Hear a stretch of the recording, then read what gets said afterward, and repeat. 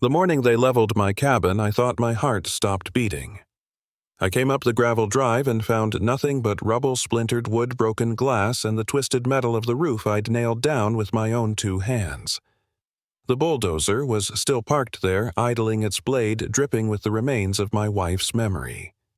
And standing behind the cameras on the morning news was the HOA president, smiling like she'd just done the world a favor. My name's Cal Winslow.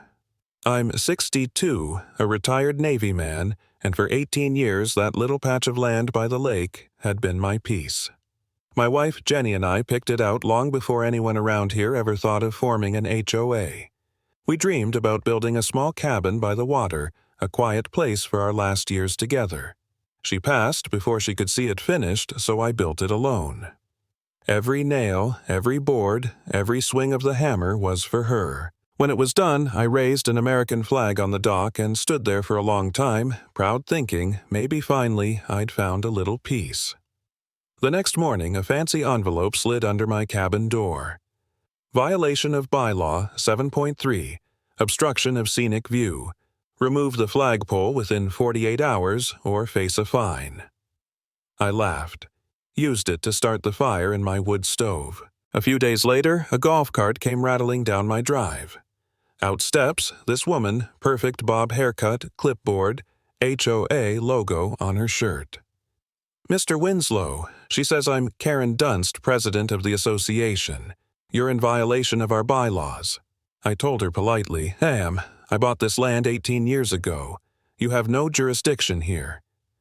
She smiled, that tight little smile only people drunk on authority have. The rules ensure harmony, she said. Your flagpole disrupts that harmony. Well, I told her it's staying. After that, the letters came weekly. Fines for the shed being too close to the property line. Complaints about my welding being industrial activity. A citation for my deck being 2 inches too wide. 2 inches, I finally gathered all the paperwork, my deed, my survey, my proof, and went to their monthly meeting. I stood up and laid everything on the table. This is my land, I said. Bought and recorded long before your association existed. I thought maybe reason would win the day. Karen didn't even glance at the papers. She just leaned back smug as ever and said, By choosing to live here, you've agreed to the rules, Mr. Winslow. You signed by living here. I walked out knowing one thing, this wasn't about rules. It was about power. Weeks later, I pulled into my drive and smelled diesel fuel. The sun wasn't even up yet. My headlights swept across a nightmare. The cabin gone. Flattened. My flagpole bent in half. A notice nailed to a post emergency demolition authorized. Hazardous structure. And below it, an invoice for $28,000. They destroyed the last promise I'd made to my wife and then sent me the bill. Karen went on local TV that night, standing in front of the ruins. We can't make exceptions, she told the reporter, pretending to sound sympathetic. I watched it on my phone sitting in my truck where my living room used to be, and something inside me cracked. The comments under the video called me a troublemaker. I wanted to scream, but I just sat there watching the ashes drift in my headlights. I'd tried the county, they said it was a civil matter. Tried a lawyer, he said it would take years and money I didn't have. That's when I hit bottom. I was living in my truck, eating cold beans out of a can, staring at the ruins of the life I'd built, wondering if maybe I'd been wrong all along. Maybe it was my fault for standing up to them. Maybe you just can't fight people who hide behind bylaws and committees. Then, one afternoon, flipping through their fat binder of rules, I noticed something strange. A clause about common areas being leased land. Roads, clubhouse, boat launch, all leased from some holding company. Why would they lease their own land? I drove to the county clerk's office, dug through old files for hours, and there it was, the HOA didn't own a single inch of the ground it sat on. The lease was up in 60 days. Right there in that dusty basement, my grief hardened into steel. I called my brother-in-law, Dana. He's a real estate attorney. What if someone bought that land out from under them? I asked. He paused, then said someone could, but it has to be quiet. So we formed an LLC, nameless and boring. 3 weeks later, the paperwork came through. I was now the legal owner of every road, every sidewalk, every so-called common area in Lakeside Meadows. The first thing I did was set up a surveying tripod in the middle of their main road. Karen came barreling down in her golf cart, face red, clipboard ready. "You can't put that there," she shouted. "This is HOA property." "Actually," I said, adjusting the lens, "it's my property now." She didn't understand. Not yet. She drove off fuming, and I went back to work planting bright orange stakes in her manicured grass. The next morning, she taped a $500 fine to my truck. I pinned it to the wall of my shed like a trophy. Owning their roads was step one. But I wanted her to feel what I'd felt, powerless. So I found the demolition company she hired. Turns out she'd stiffed them $7,000. She said we left ruts in the grass, the owner told me. We either took the cut or sued. We took the cut. I paid him the difference and bought his contract, the one that gave him right of first refusal on any future demolition in the community. Legally binding. Now, if they wanted to tear anything down, they had to come to me first. A week later, Karen sent a crew to tear down a neighbor's fence. I walked up, holding the paperwork. "Sorry, fellas, I told the foreman. That job's off the table. Any work here violates an active contract." He looked at Karen, looked at the paper, and packed up his tools. Karen's face went purple. She screamed about bylaws and authority, but her words bounced off empty air. The neighbors came out whispering. For the first time, they saw the queen of the HOA lose. Word spread fast. People started coming to me with their own stories. The woman fined for a bird bath, the family punished for a basketball hoop, the retired teacher who had to dig up her roses. They'd all been victims of Karen's crusade for aesthetic harmony. By the time the next HOA meeting rolled around, half the neighborhood was waiting for it. The room was packed. Karen and her board sat up front, smug as ever, pretending nothing had changed. When they opened the floor for comments, I stood up.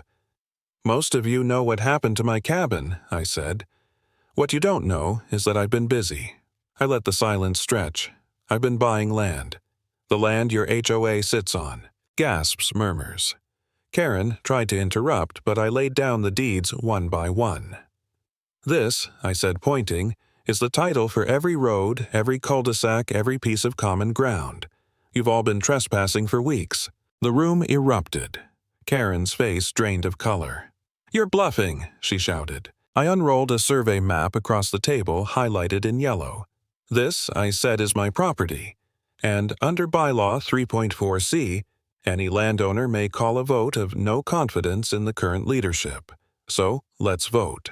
The crowd roared, "Vote, vote, vote." Karen slammed her gavel, screaming for order, but no one was listening anymore.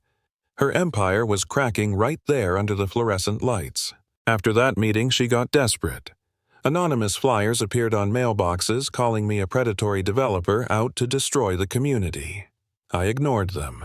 But a few nights later, my well water started tasting funny. I sent a sample to a lab. The next day, the tech called and said, "Mr. Winslow, you need to contact the police. There's ethylene glycol in your water." Antifreeze. Someone had poisoned my well. That's when I called Smoke, an old Navy buddy who owed me a few favors. He showed up the next day with military-grade night vision cameras and floodlights. We wired my property like Fort Knox. 2 nights later, the sensors tripped. I grabbed the monitor, heart pounding, and froze. There she was, Karen Dunst.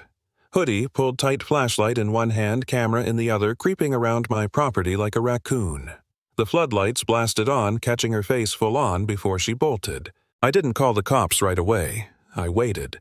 The vote of no confidence was 2 days away. Let her think she was still in control. The morning of the vote, she marched down my driveway again, clipboard crony in tow. "We're conducting an inspection," she barked. "Your trailer violates." I cut her off. "You mean like this?"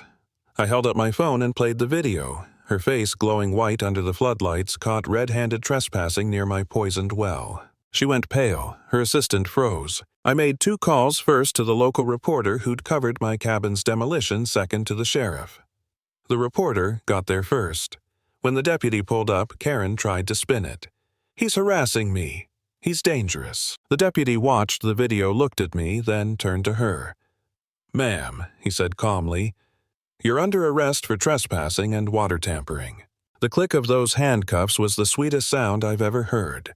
She screamed about authority rules and her position as HOA president while half the neighborhood filmed it on their phones. The same cameras she once used to shame people now captured her downfall. The board resigned within days.